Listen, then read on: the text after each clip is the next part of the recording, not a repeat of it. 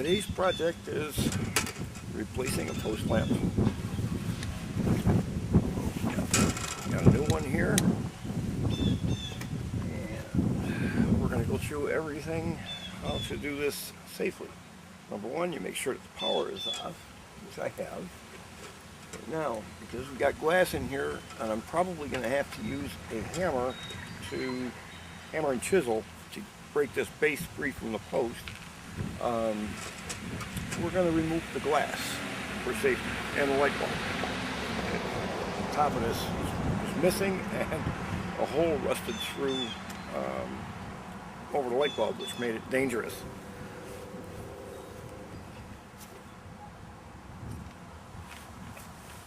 Okay, remove the light bulb very carefully. Set this aside where it's not going to get stepped on, dropped, or broken. Okay, now we want to remove the glass panes. Otherwise, when we use a chisel to break this loose, we could shatter the glass and end up with an eye injury or a cut. The first one was easy because the tabs that hold it in place. There we go. Yeah, up here I'll show you when we get this off how this all works. Just lean the top of the glass in, wiggle it. At the base somebody put caulking on there, which is not necessarily such a good idea. And there's actually pieces of broken light bulb in here from a previous light bulb change. Very carefully remove that. Okay.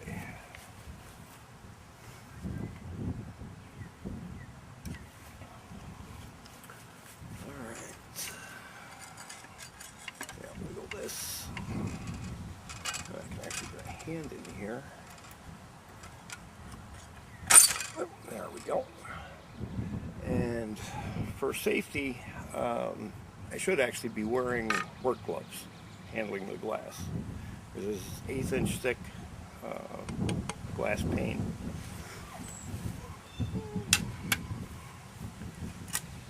I guess this is kind of one of those do as I say, not as I do moments. I didn't think to bring a pair of work gloves with me. Okay. Now, we got a couple of options. There's one screw here and one screw here that holds it to the post. There's also 4 screws on the inside, which will probably be easier to get loose. Another piece of glass. Lots of broken glass in here.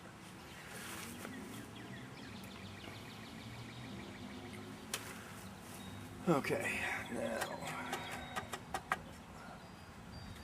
good old-fashioned socket. This lamp, I'm guessing, from the age of the house where I'm doing this, this lamp is probably in the neighborhood of 40 or 50 years old, so it was made well. Okay, now, we're going to try. I'm right-handed, so I got to get on the right side of this.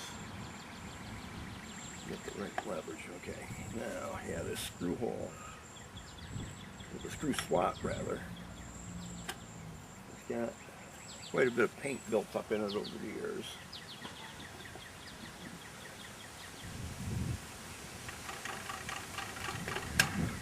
Okay. Now, we've got the groove cleared out. Let's see if we can get this. Feels like I got a pretty good bite on it, but as I suspected, it's rusted tight. At this point, I don't know if it is simply a sheet metal screw or if it's a machine screw into a tapped hole. But we're gonna take care of this one way or the other. Actually, first, let's look at the new lamp, see how that screws on.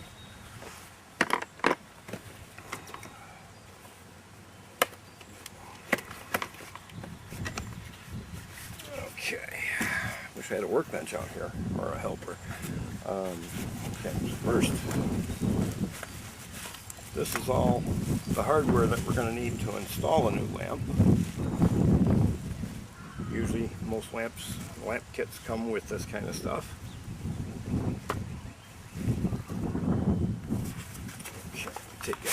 package. Okay, check. Okay, we got some more stuff down in the bottom of the box.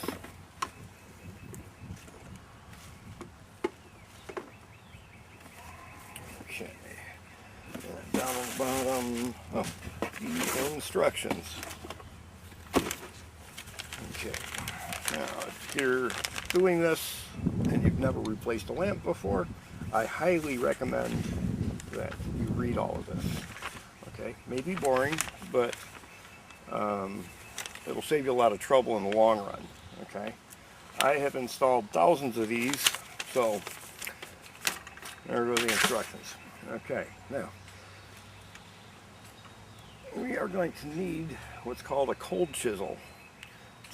First we're going to try and loosen these frozen up screws, and if that fails, we actually use the chisel to cut the heads off so I can remove the lamp. Okay,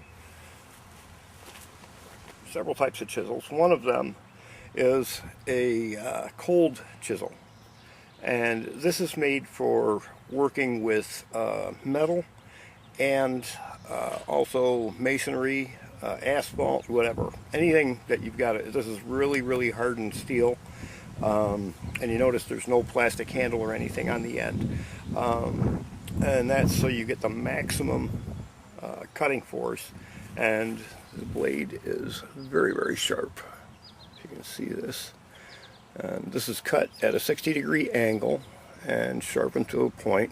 It's not sharp enough to cut skin, but when you're working on something, it puts all the driving force down on a very fine line. Okay.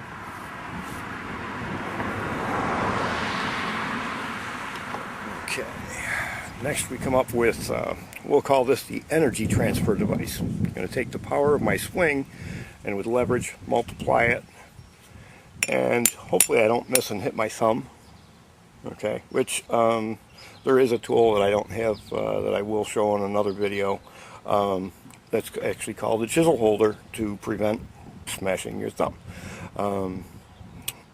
Most people don't use them, but it's something that if you're not too steady with the hammer, it's a good idea to have one. Okay, so we're going to start by trying to just gently loosen these screws up, and then if need be, we're going to get a little bit aggressive with them. Okay.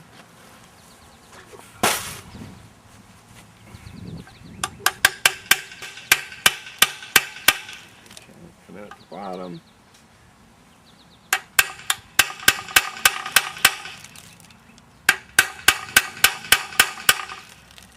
Side.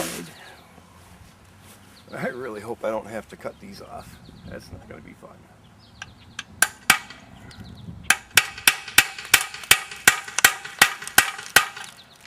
Okay, oh, there we go. Made some good progress there. Actually, it looks like, yep. Okay, I'm going to bet you that this is simply a sheet metal screw. It seems to be loosening up very well.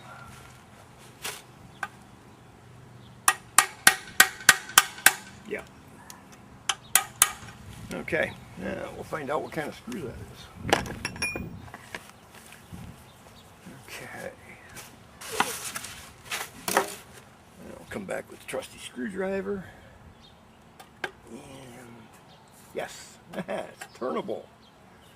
Okay. Now another option would have been to soak it for a while with penetrating oil. One of the reasons that I didn't want to do that is they have freshly painted the post, and I didn't want penetrating oil dripping down the fresh paint. Okay, and yes, this is a sheet metal screw. If you can see it there, if my camera will, yes, my camera's getting a good focus on there. In a video we're going to do on screws and fasteners, we'll explain the difference, but you can see the sharp grooves that are made to bite into the metal.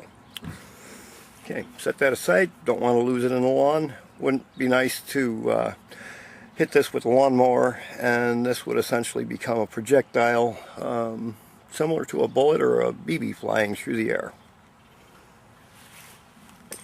Okay, so in the toolbox that goes, I'm going to have to work on the back side now, basically doing the same thing. because there's 2 screws holding this on that are just placed in opposition to each other. So here we go. Same thing, and if all goes well, we'll have the same result. The screw comes out quite easily. That's it. Like, this is a fairly thin wall material. If this was a very thick wall pipe, something like they might have used, say, 100 or so years ago, this would probably be a heavy cast iron pipe if it was a pipe at all. Otherwise, it would probably be wood and wouldn't be standing here today.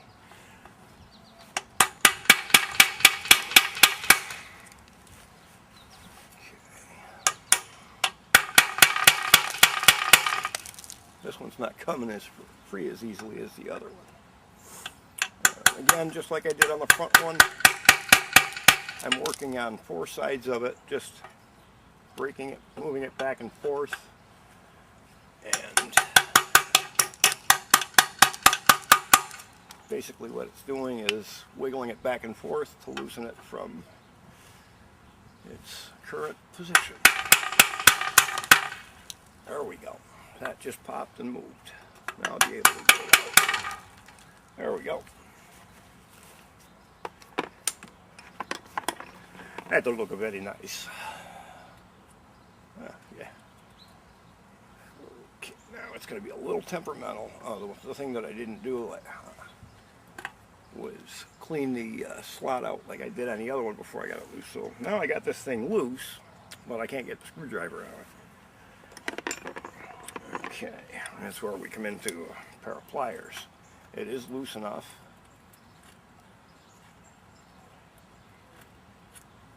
That I was able to just grab the head of it and twist it out as if this was a screwdriver. If it would have given me some resistance, I would have put it sideways in here so that the jaws would bite into the head better. The jaws of the pliers, if you can see that, would have bitten in better, and then I would have the leverage of the tool instead of the twisting motion. Okay. All right. Now, here's where it's going to get sticky and tricky. Okay. That's tight, but through the years, no doubt when we get this off, we'll find quite a bit of rust in here. And what happens when steel or iron rusts, it's an oxidation process.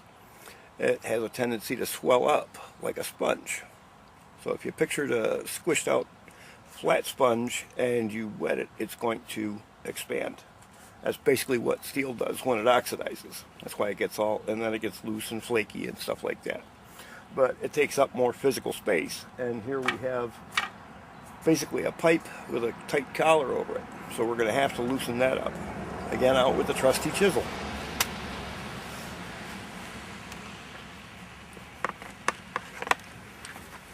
Okay, now we're going to start working at the bottom here, and you can actually see the rust line. Okay, so we know there's rust up in there. Question is, how much? Okay, so we're just going to, same way, we're 360 degrees around.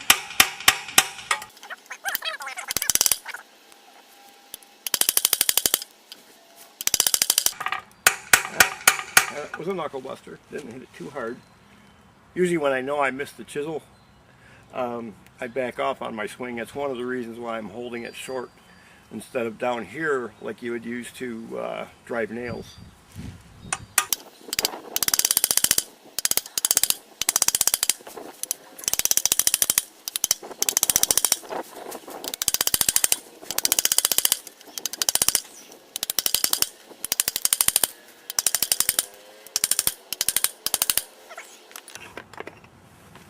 Now, that is still on there, super, super tight.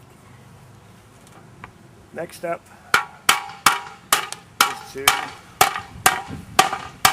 just walk around it, try to loosen this up.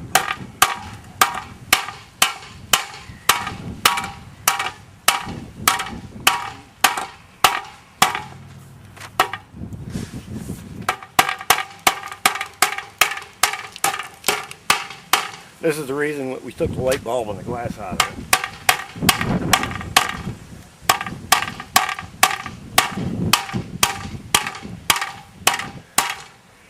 Okay, if you can see it, what's happening here is the rust that's up inside here is breaking loose and flaking out, coming down on my arm.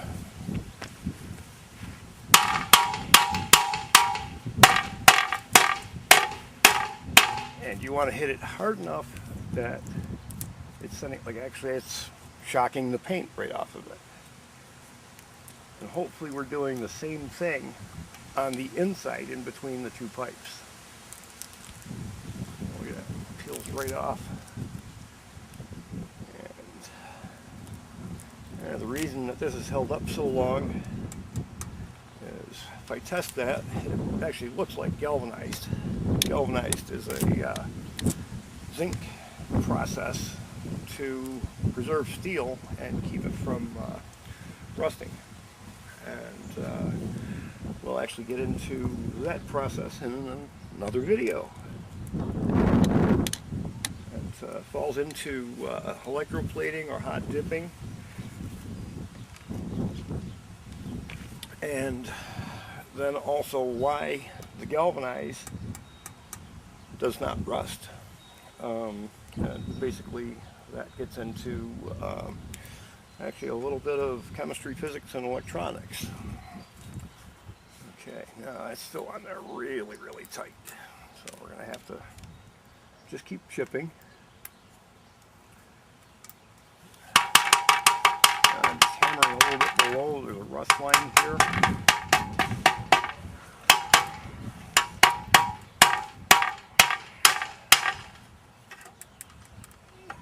I can hear creaking, which is a good thing.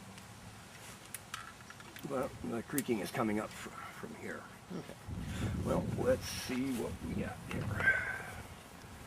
Let's do this.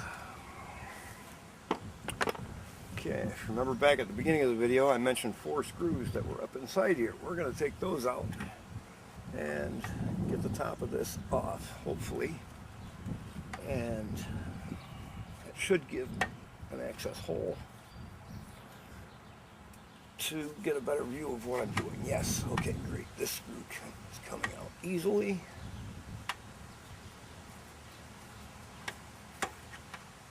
Sort of easily.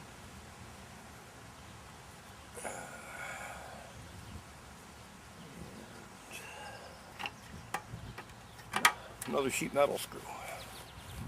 But if you see, this doesn't have the rust on it that the exterior ones had.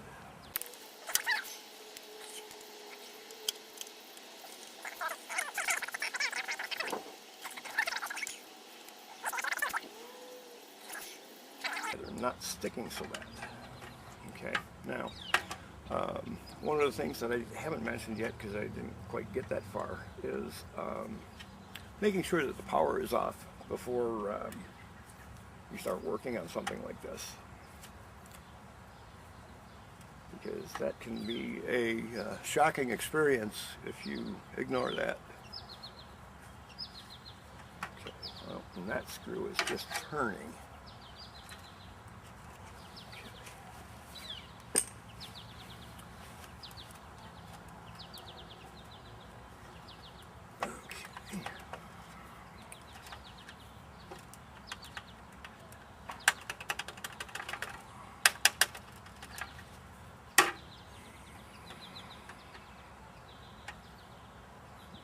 Okay, there we go. That wiggle one got it loose, or got it to where it'll cooperate and actually screw itself out. Sometimes things, you just got to be patient with them. Okay.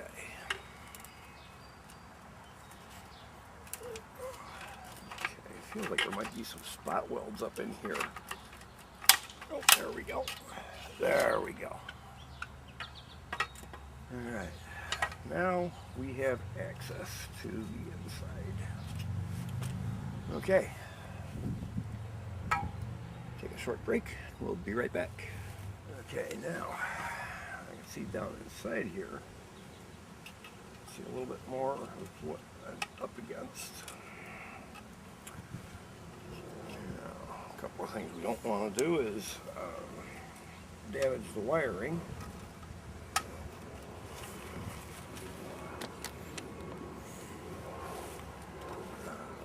That would just not be fun to have to do some digging and replace portions of an underground cable because I messed up inside the pipe. Okay.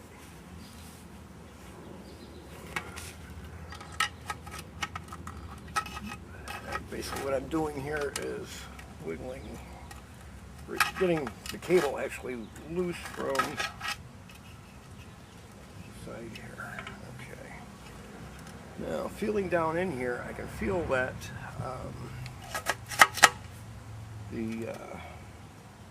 this pipe comes up in here this far. Actually, yep. Okay, so from basically this little lip on down, is this pipe. So this is the area I gotta concentrate on, which actually makes me feel good because that means it's only about half of the section that can possibly be rusted. Okay, so that's a good thing. Now we are going to, boy, the bottom of this socket is like really, really rough. It's a good thing it's being replaced. Okay. Now, see quite a bit. So basically what we're going to do is on the inside of this, do the same thing as we did on the outside.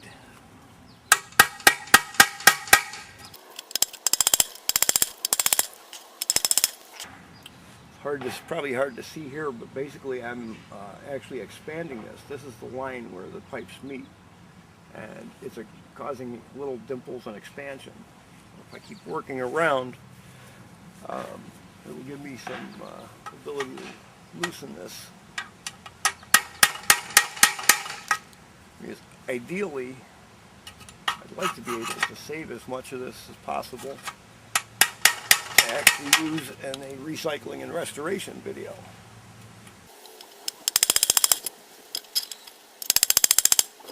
And also this is actually, besides on the outside, on the inside of the mounting pipe, it's actually curling the lip end.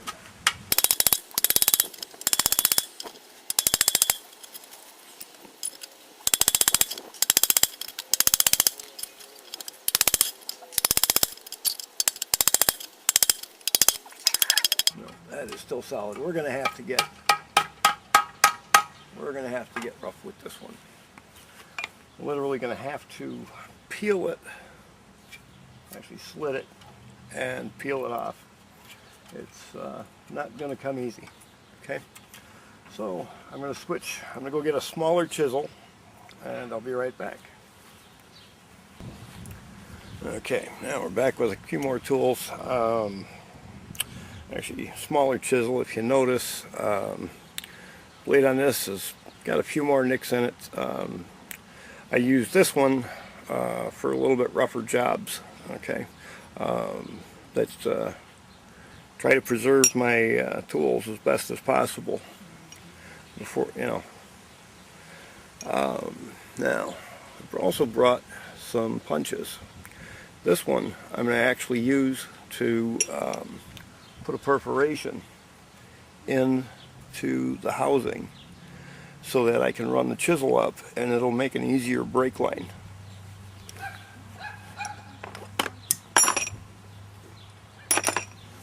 Okay, and again, got a nice, very sharp point.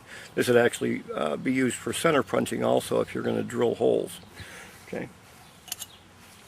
So might as well start on line with this.